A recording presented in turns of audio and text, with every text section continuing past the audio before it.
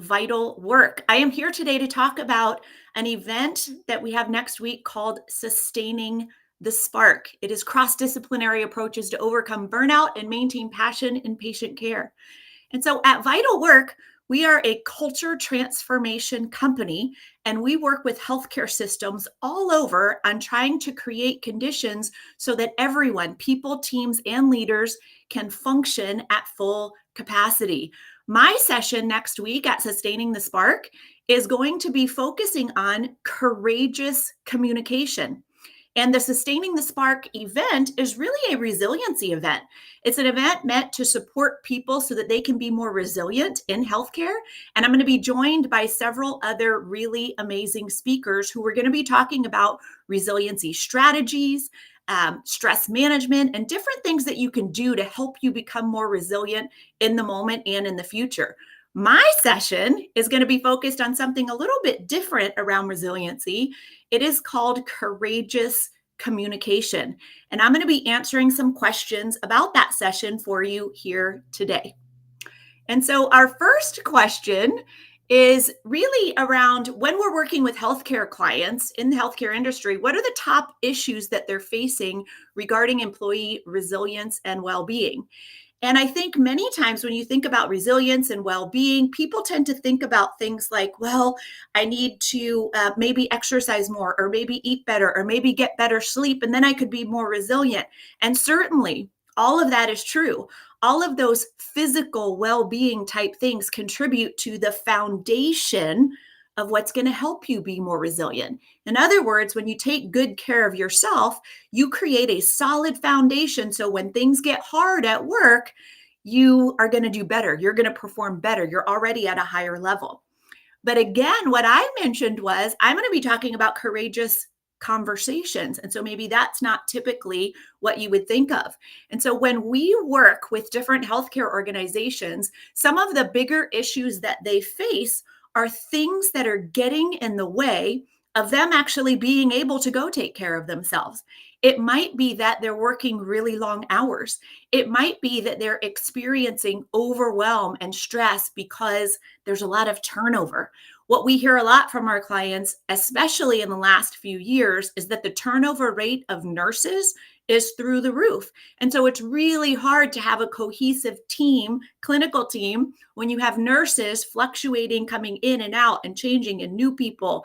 And it's really hard to create that connection that's necessary.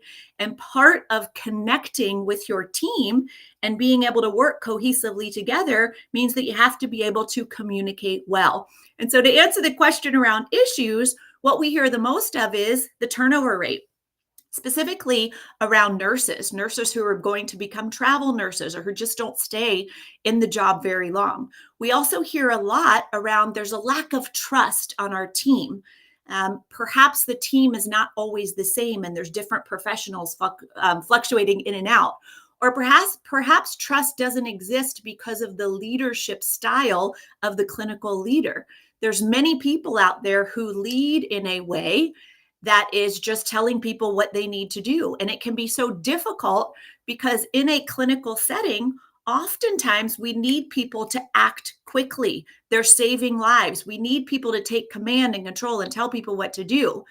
But the truth is, most of leadership is not in those conditions or circumstances where it's an emergency. And so telling people what to do actually creates disconnection. And so I think the third thing I'll mention that is the bigger issue that we see in healthcare systems is that we have leaders who have not had adequate experience or training in leadership. In other words, there are clinicians that come into healthcare systems, they do an excellent job, they do so well that they get promoted to a leadership position. And then when they become the leader, what they know how to do is tell people what to do because they were in that job. But that is not leadership. That is not connecting with other people. And so that final issue that we see is there's too much command and control, telling people what to do type of leadership, and it's creating disconnection. So the bigger issues, to summarize, turnover, specifically around nurses, lack of trust, and undertrained and inexperienced leadership. And all of that relates directly to the way that people are communicating. And so I want to go to my next question, which is, how does clear and confident communication affect how well healthcare teams work together, and how can we tell if it's working? And so it's very interesting because, again, we're talking about resilience at the event next week, but I'm going to be coming and talking about communication. When we're working with our clients and when we're working with leaders and teams, one of the things that we hear, I would say the most, is that the teams and people are not having the conversations that they need to have. People are not speaking up when they make mistakes. People are not speaking up when they have a different opinion. And so instead of speaking up, they're shutting down, or instead of communicating effectively, people are being way too direct. And so when you're on a team or you work within an organization where people aren't communicating well, it creates a lot of stress. It creates friction on the teams. It creates a lack of creativity, a lack of innovation. I already mentioned a lack in trust. And so for us as human beings, it's really important for us to feel more confident in the way that we communicate. And that is difficult because saying the hard thing and communicating well to your colleagues and even your boss or your direct reports can be really difficult, especially when you have to share difficult information or you have to share feedback that maybe someone won't take well. And so what I'm going to be focusing on next week is how people can become more aware of their communication style, what they're doing, what they're not doing, how they can develop some language and even some skills so that when a conversation feels difficult, they're more likely to lean into that discomfort and have confidence because they have language, they have skills, and they have some knowledge around what's going to be most effective so we can create connection with each other through our communication. And here's the thing, this is a good question. How do we know if it's working? You know it's working and you have more courageous communicators because you notice, wow, we're having the hard conversations. It doesn't mean that all these conversations are going to be easy. It means that this is a difficult conversation, yet we were able to have it. We were productive in having the conversation, and then we were able to move on. So you can tell it's working because people are able to work through their problems. They're having the hard conversations, and they're able to move on and function at their fullest capacity. And so I want to focus on our third question, which is, what is an example of a common communication trap, and what strategies can healthcare professionals employ to avoid this? So, communication traps are the things that we as individuals tend to fall into because having difficult conversations is uncomfortable. Because it's uncomfortable, we tend to lean in one of two different ways. We can lean towards communication traps that we might describe as softer behaviors, which means, gosh, maybe an example would be, there's a person on my clinical team who's very bossy, who's telling people what to do. Seems like he or she has an attitude. And so it's shutting people down. And so you'd like to have a conversation with them about maybe their tone or the way they're talking to you and other people, but that feels scary. And so a softer behavior around a communication trap might be, I try to have the conversation, but I sugarcoat it. And so instead of being direct about the issue that's bothering me, I kind of fumble around and say, it's no big deal, but, and then I'm not really clear with my message. And so a softer behavior is I kind of dance around the topic. I try to sugarcoat, I try to be nice, or maybe I don't say anything at all. And the truth around those communication traps is it's not helpful at all. It's not helping us be clear, and it's not the kind thing to do. What we're actually trying to do in being nice is we're trying to protect ourselves so that maybe they'll still like us. Maybe they won't get mad at us, but it's very disingenuous and not clear to the other person. And oftentimes they'll walk and not even understand what's going on. So that's a communication trap that would fall on the side of, that's a softer behavior. What we also see Depending on the circumstances, there are more direct and harder behaviors around communicating, communication traps specifically. And so, what that means is this is a really hard conversation. I need to have it with my boss. And so, I'm just going to say it and move on. And so, I just say something like, I really don't like the way you've been telling me what to do. And so, you're very direct. There's no care, there's no story around how it's making you feel. It's just a little bit more, it's a little bit too direct. And that directness without any care or compassion or curiosity around what's going on with the other person then turns into perhaps an argument, or they become very armored up or really defensive around it. And so communication traps are individual traps that we fall into that can be softer behaviors or more direct and straightforward behaviors.